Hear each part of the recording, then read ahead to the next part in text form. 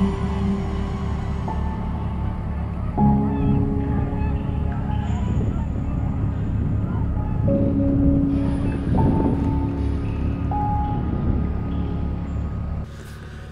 sāksim ar to, ka ir augsts rīts.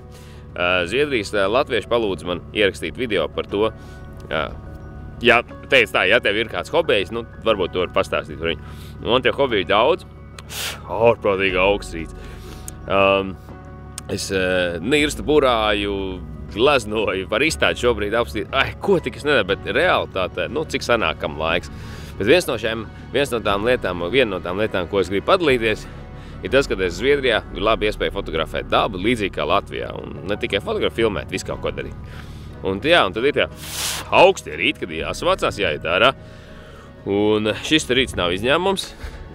Tālumā tur ir stirnas. Un, nu jā, tad es pastāstīšu nedaudz par to, kā tas izskatās, kā tas notiek. Varbūt jums radīsies iedvesma, kāds arī gribēs pamēģināt. Skaidrs, ka ir citas lietas arī kā hobiji, kas manā dzīvē ir. Un viena no tām, es nezinu, vai to var nosaukt par hobiju vai naudas kapsētu, bet winterbīters, ziemas autiņi, nu tā ir, tas jau kārtīgam latvietim piedienās, vai ne?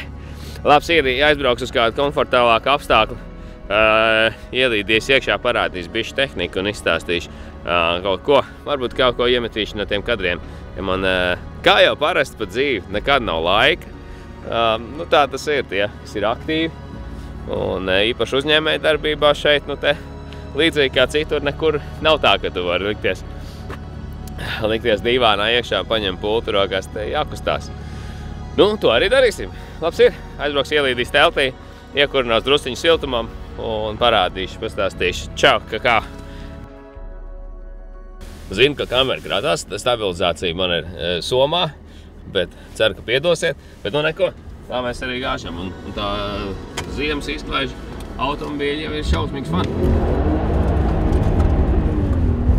Nevajag jau nemaz arī ziemu.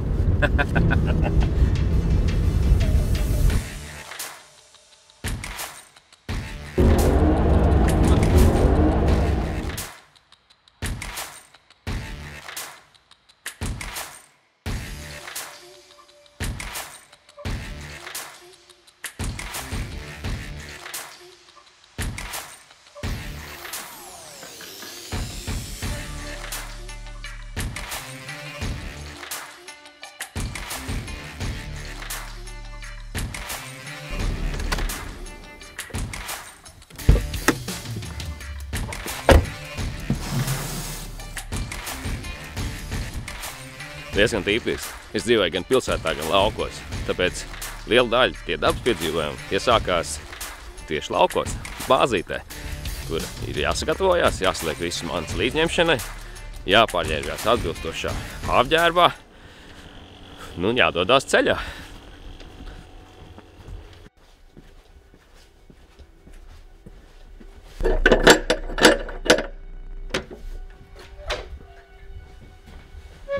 Atbraucot uz laukiem, parasti viss sākās ar iekurināšanu. Jo te nav diezko silts. Ja skatās uz termometru, tad tas šobrīd rāda 4 grādus.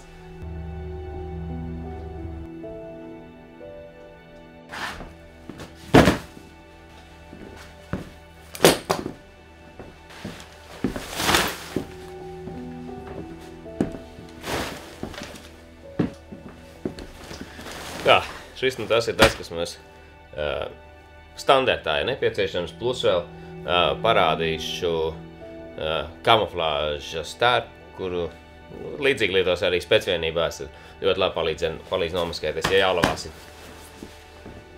Tad nu tā, milzīga nozīme ir apģērbam, tāpēc, ja salsti ir diezgan riebīgi, un ja tu esi pamanāms, tas arī īsti nekam nedara. Tad salšanai apsildāmu segu. Tas nozīmē to, ka tu pieslēdz bateriju klāt, un tad tu viņu var apsikties vai palikt apakšā kaut kur. Atkarībā, kāds ir, cik silti un augsti ir.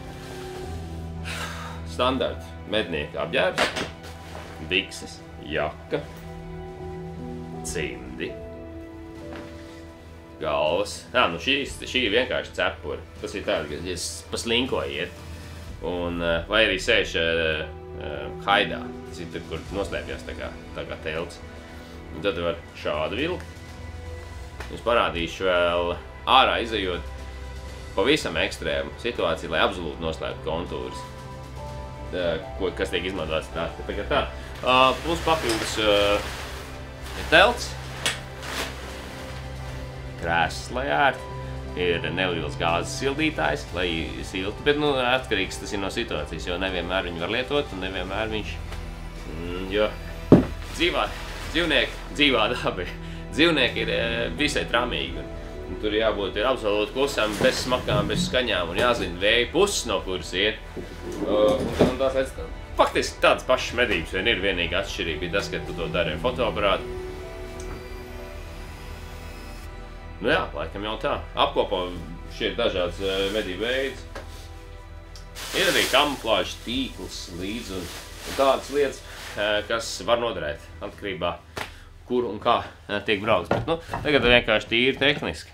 Man ir visādāk te citi hobiji apkārt, kas ir darīts darbu galdu un tā, bet šoreiz te ķeramies klāt pie šī. Tad laiks saģērbties. Šajā brīdī es esmu tādās tā kā pusdarba praktiskās drēbēs, jo šodien ir joprojām piekdiena darba diena. Tā kā, paņērbēs. Aiziet! Šādi tas izskatās. Visai iederīgs dabā, ne sniegā, bet tajos apstākļos, kādi šobrīd ir. Cimdi ir obligāti vajadzīgi ne tikai tāpēc, ka saules, bet tāpēc, ka rokas ļoti labi var redzēt pa gabalu, var atpazīt, un arī seju var atpazīt. Arī priekš tā ir speciāls lietas, bet viņas ir, ne jau krāsām, pa vienkāršo. Bet labs ir, tad sametīšu visu somā, iziesim ārā, parādīšu, kāds izskatās dzīvē ar statīvu, parādīšu kameras lietas un tā. Čau! Ok, esmu ārā. Jāstāda drusku smaukšanās ir tepadās pie mājām, bet netālu lauku mājām, bet tas nekās. Ja zina dabā, kā dzīvnieki pārvietojās, ja zina aptuvenas vietas, kur viņi uzturās un novēro, tad var uzbūvēt tādu teltiņu. Un tajā teltiņā, tad pēc tam var pēc pāris dienām doties iekšā, visi būs jau pieraduši un sāk mēģināt dabūt kādu labu kadru. Pastīsimies iekšā, kā tas izskatās.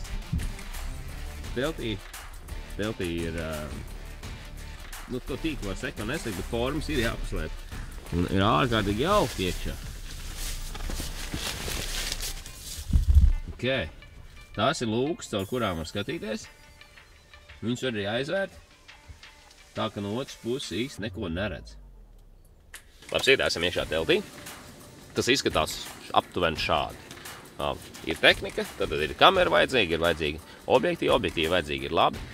Jo labāk objektīvi, jo labāks bildes, ir šausmīgi vienkārši labāk kamera, labāks rezultāts. Tā gan ir. Lai netrīcētu rokas un netirinātos nekas, tad ir vajadzīgs statīvs. Statīvi vajadzīgi divi. Viens video, viens fotografēšanai. Kā kur reizi var izlīdzēties ar vienu un tā, bet ar roku es tādiem lielākiem objektīviem nefotografēju, tikai statīvu. Tad paņem, izliek ārā logu, bet te var aizvilkt tā forši. Tā, ka tur no ārpus patiesībā neredz, kas darās iekšā. Un tad tā tu gaidi to savu noskatīto dzīvnieku, vai arī esi tādā vidē, kur ir dzīvnieku taks, vai tu esi atradis tādas labas vietas, tad, jā, gaidi, sildi rokas uz prīmus, sēdi drošībā, tāpēc, ka par drošību jāgādā pašam, ir cirvi, naži, ir pat lāču sprejs līdzi, jo gadās būt kādās vietās, kas ir tālu prom no mašīnas, no civilizācijas, vēl kaut kā tādas lietas gadās. Tagad nākamais kaujas uzdevums būs fotografēt vilkus. Un pie vilku midzeņa man ir lokāls gids, polis viens, kas tur pārauga tādu lielu meža teritoriju, rezervā viņš zina, kur ir. Tad mēs ar viņu kopā dosimies uz turieni, un tam kopā viņš tāds izdzīvotājs dabas, tā mēs mēģināsim nofotografēt, bet, jā, patreiz es neko nepārdodu no bildēm vai nekādīgi nemonetizēju šo te hobiju, bet visiem hobijiem ir pa lielam liels potenciāls iegūt pēc tam arī kaut kādu labumu lai arī kas tas būtu un kā tas būtu. Adīšana arī, jā, vai kā. Nu, tad fotografēšana arī, jo pafotografējot putnus vai dzīvnieks ar šo te, tad tu vari droši iet medībās, ja īpaši ar tādu pieredzi. Tu pēdas var sadzīt, var visas dažādas lietas sadarīt. Tāpatās arī nofotografēt autosportu, motosportu. Es esmu mēģinājis, protams, to darīt. Un pēc mazo putnu fotografēšanas tāds motocross vai BMX vai lai arī dronu sacensības, starp citu, tas bija challenge. Tur patiešām ir 200 km/h. Lido viss. Ok, tas bija challenge, jā, tur gāja grūti, bet kaut ko sadarīt varēja, bet pārējais, nu tā, diezgan vienkārši paliek pēc dabas fotogrāfijas. Tā kā kaut kāda iespēja nākotnē šo te arī ir pārvērst par kaut ko pelnošu, bet pamatā jau man ir uzņēmumi, un es tajos arī strādāju, un šis ir hobijs. Un es šajā Ziemassvētku kalendārā novēlu katram no jums, kas skatās, lai jums būtu hobijs, tiem, kam ir, nu tad apsveic, attīstīt un izklaidēties tālāk, jo hobijs jau parasti ir sirdslieta. Tā kā prieks, ka jums viņš ir, tiem, kam nav, tiem atkal es novēlu atrast šādu hobiju. Un darīt neskatoties ne uz ko, lai arī cik tas dīvains hobijs nebūtu, jā, cik neatbilstoši jūsu vecumam, jūsu izmēram, izskatam vai pārliecībām vai jūsu, nezinu, radu pārliecībām, tad to visu metiet malā, ejiet darīt savu lietu. Un, ja jums viņu patīk, tas būs tikai pluss jums, un kas zina, vienu dienu varbūt jūs varēsiet tīri dzīvot no tā hobija, bet arī nav īsti labi laikam, jo ja sāk dzīvot no hobija, tad tas hobijs apnīk ar laiku. Es nezinu, kā gudri, bet katrā ziņā novēlu, lai jums būtu šāds te aizraušanās, un lai būtu priecīgi Ziemassvētki, saticība, un viss, kas ir nāk ar to, un labā ekonomiskā situācija, un viss tas labākais. Un latviešiem, kas ir šeit projām, ja, nu, tad iespēja satikt tos, ja, kas šeit jau daudz smagi strādā. Tā kā smagi strādā, daudz stundu strādā, un īpaši tie, kas ir vada uzņēmums, tad nu, šeit divāns un pults patiešām jānoliek ir malā un jādarbojās. Tā kā visiem novēlu kopā ar savējiem skaistus svētkus. Čau!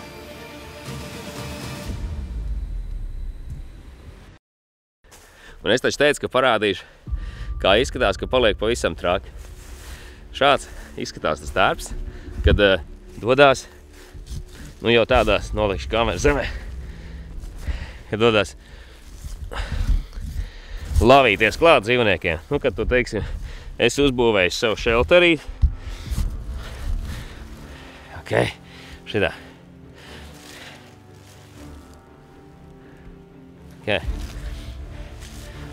Ok, tagad apsolījos parādīt, kā izskatās tērps, kad tu lavies klāt dzīvniekiem. Un kad es uzbūvēju savējo telti un šelteri, un kad tu vairs nu nevari, un viņš ir tādā labā vietā, nu neko, tad jāsaģērbjās ir īpatnēji. Šāds, ne?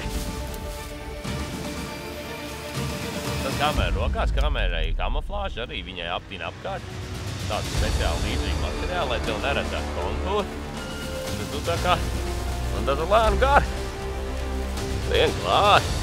Un ticiet mani, es esmu redzējis daudz cilvēkus vairāk nekā mani redzējuši, jo tie paši sēņotāji un mednieki un pat cilvēki, kas ar suņiem pa mežiem dzīvojās, viņi ir daudz redzēti un viņi mani nav redzējuši. Nu tā tas izskatās, kad jādodās jau tādā specifiskā uzdevumā. Nu šajā gadījumā tas notiek ļoti reti, bet tad, kad tas notiek, tas ir jautri, bet tad tu esi, protams, viens un bez īpašas aizsardzības. Es nezinu, vai vispār kamera nospēja nofokusēties. Nu jautri, jā. Lai jums priecīgi svētki, kā saka. Čau, čau, čau, un dzīvojieties par saviem hobijiem.